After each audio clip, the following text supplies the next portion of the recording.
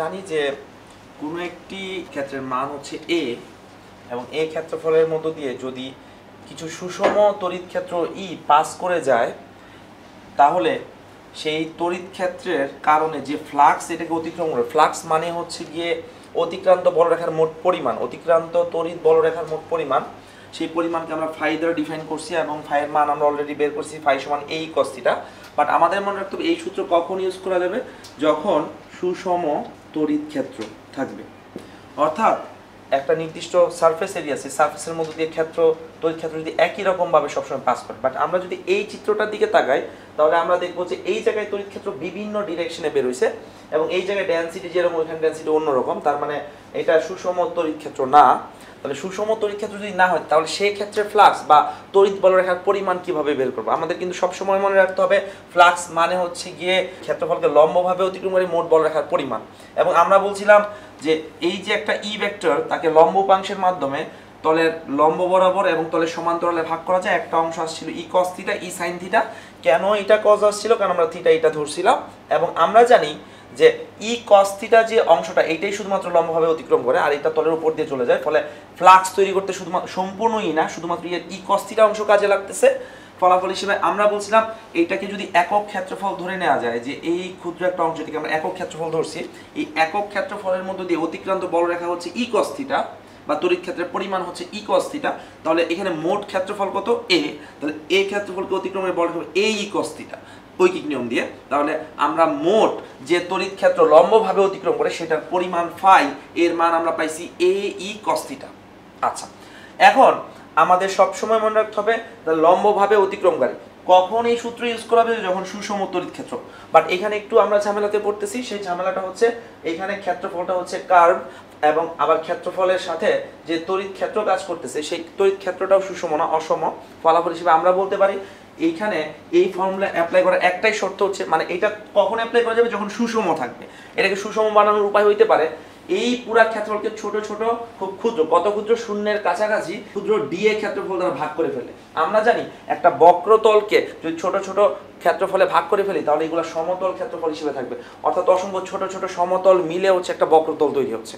তাহলে যে কোনো বক্রতলকে আমরা ছোট ছোট সমতল, কত ছোট, শূন্যের কাছাকাছি ছোট ক্ষেত্রফল দ্বারা পরিমাপ করতে পারি। তাহলে ডিএ মানে হচ্ছে, আমরা জানি ডিএ মানে হচ্ছে গিয়ে ক্ষেত্রফল যখন এ টেন্ডস টু 0 হবে তখন সেটাকে আমরা ডিএ নাম দিই। আচ্ছা, তাহলে এখন এই ক্ষুদ্র ডিএ মানে সমতল ক্ষেত্রফলের দিকে তাকানো যাক। এই ক্ষেত্রফলের মধ্যে যে বলরেখাটা অতিক্রম করছে সেটা হচ্ছে ই। তাহলে ই এর সম্পূর্ণ অংশ তো ফ্লাক্স তৈরি করতে ব্যবহৃত হয় নাই। কেন ফ্লাক্স তৈরি করতে ব্যবহৃত হয় না? কারণ ইটা এই যে ডিএ ক্ষেত্রফল সেটা যে ক্ষেত্র ভেক্টর, আমরা জানি ক্ষেত্র ভেক্টর সবসময় কোন বরাবর কাজ করে, ক্ষেত্রফলের উপর লম্ব বরাবর। এটা ভিতরের দিকে লম্ব না, লম্ব দুই ভাবে হইতে পারে, একটা ক্ষেত্রফলের উপর বাইরের দিকে অথবা ভিতরের দিকে, কোনটা সেটা আমরা সামনে দেখব। এখন শুধু আমরা সামনের দিকেরটা নিয়ে কাজ করতেছি, কখন ক্ষেত্র ভেক্টর পজিটিভ হবে কখন নেগেটিভ হবে এগুলো আমরা দেখব সামনে।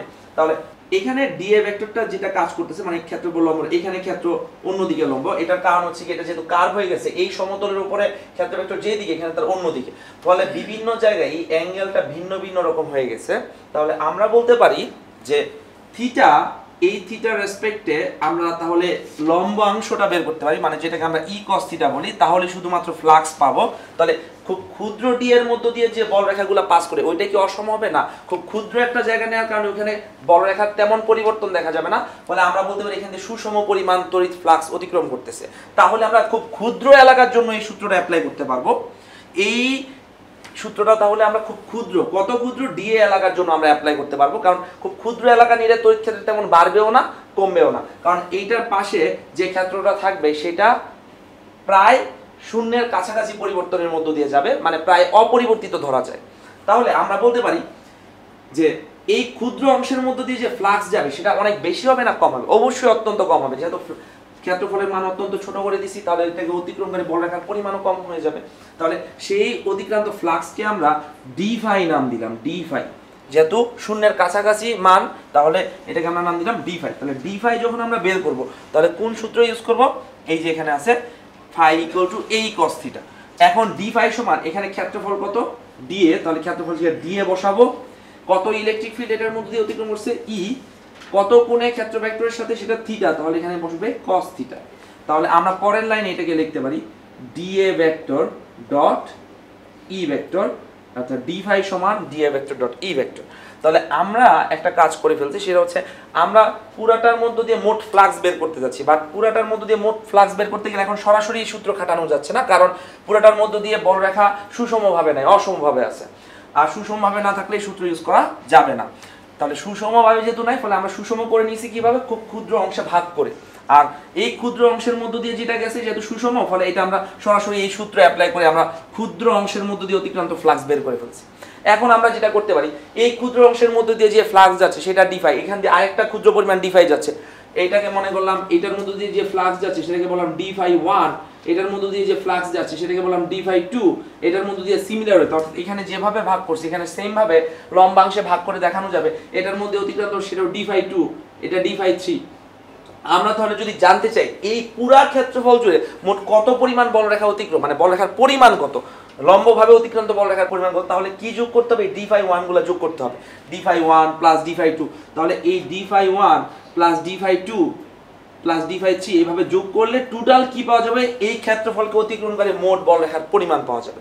তাহলে আমরা একটা জিনিস করতে পারি, আমরা জানি যে শূন্যের কাছাকাছি যে মান আছে এইগুলাকে এই এলাকার মধ্যে যোগ করতে, তাহলে ইন্টিগ্রেট করতে হয় শূন্যের কাছাকাছি যে কোনো চলককে আমরা যদি যোগ করতে চাই তাহলে আমরা এদেরকে ইন্টিগ্রেট করব। তাহলে এই ইন্টিগ্রেশনটা কি সারফেস জুড়ে আমাদের করতে হবে, অর্থাৎ আমাদের এই ডিরেকশনে করতে হবে, এই ডিরেকশনে করতে হবে, অর্থাৎ একটা ক্ষেত্রফল জুড়ে ইন্টিগ্রেশন করতে হবে। তাই এই ইন্টিগ্রেশন আমরা নাম দিব সারফেস ইন্টিগ্রাল বা ক্ষেত্র ইন্টিগ্রাল। তাহলে সারফেস ইন্টিগ্রাল মানে হচ্ছে কি সারফেস জুড়ে কোনো কিছু পরিমাপ করা, এই সারফেসের মধ্য দিয়ে মোট কতগুলা বলরেখা চলে যাচ্ছে সেটা পরিমাপ করা। তাহলে আমরা এখন এই ক্ষেত্রফলকে অতিক্রান্ত মোট যে বলরেখা যেটা হচ্ছে টোটাল ফাই, সেই ফাই যদি বের করতে চাই তাহলে এই ইকুয়েশনকে ইন্টিগ্রেট করতে পারা উচিত। তাহলে ডি ফাই সমান আমরা জানি D A E cos theta, এটাকে ইন্টিগ্রেট করব, বাট এই যে ইন্টিগ্রেট করব এটা হচ্ছে সারফেস জুড়ে ইন্টিগ্রেট করব, অর্থাৎ এই পুরো ক্ষেত্রফল জুড়ে ইন্টিগ্রেশন করব।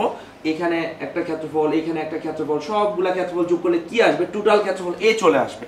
তাহলে ডিএ ই cos থিটা এটা করলে আমরা এখানে টোটাল ডি ফাই পাবো। টোটাল ডি ফাই যদি যোগ করি তাহলে এখানে কি পাবো, টোটাল ফাই। আর এটা যেহেতু ডান পাশে যে সারফেস ইন্টিগ্রাল, তাহলে এখানে আমরা এস লিখে দিব। অ্যাকচুয়ালি এখানে দুইটা ইন্টিগ্রাল সাইন থাকে, এটা নিয়ে আমরা সামনে কথা বলবো।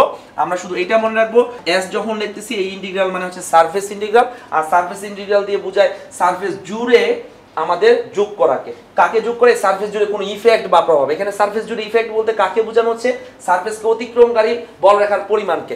এখানে সারফেস জুড়ে যে ইফেক্টটা আমরা যোগ করতে যাচ্ছি সেটা হচ্ছে সারফেসকে অতিক্রমকারী বলরেখার পরিমাণ। তাহলে সারফেসকে অতিক্রমকারী বলরেখার পরিমাণ হচ্ছে integration of d phi, d phi যোগ করলে টোটাল ফাই পাবো।